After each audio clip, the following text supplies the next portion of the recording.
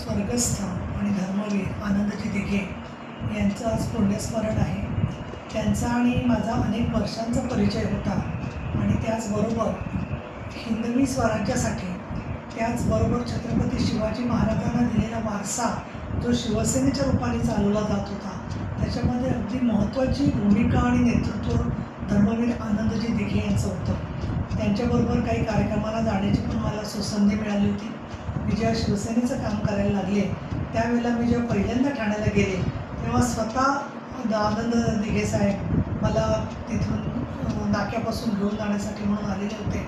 अनेक कार्यक्रमांमध्ये सहभागी होता आलो आणि त्यांचं आयुष्य हे सातत्याने लोकसेवा, त्याच्यासाठी सर्व प्रकारचं संघर्ष आणि त्याचबरोबर एक मनस्वी आणि सर्वांशी संवाद ठेवणारं व्यक्तिमत्व, त्याचबरोबर त्यांचा एक दरारा आणि महिलांच्या पाठीमागे ते सुरक्षिततेसाठी, कौटुंबिक प्रश्नांसाठी उभं राहायचे.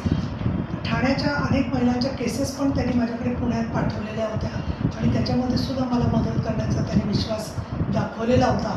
अशा या धर्मवीर आनंदजी दिघे यांच्या पुण्यतिथीच्या निमित्त मी ज्यावेळेला संपूर्ण त्यांचा प्रवास बघते त्याला एक गोष्ट जरूर जाणवते की त्यांचे शिष्योत्तम म्हणजेच उपमुख्यमंत्री आणि शिवसेनेचे नेते, मुख्य नेते एकनाथजी शिंदे यांनी ज्या प्रकारे लाडक्या बहिणींच्या पाठीमागे, लाडक्या सुनांच्या पाठीमागे उभं राहण्याचा निर्णय जो घेतलेला आहे त्याचं आज धर्मवीर आनंदजी दिघे असते नक्कीच त्यांनी कौतुक केलं असतं आणि शिष्याची पाठ थोपटली असती.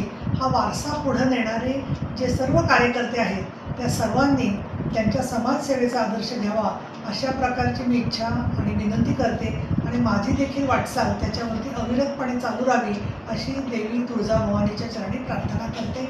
धर्मवीर आनंदजी दिघे यांना माझं नम्रतापूर्वक अभिवादन.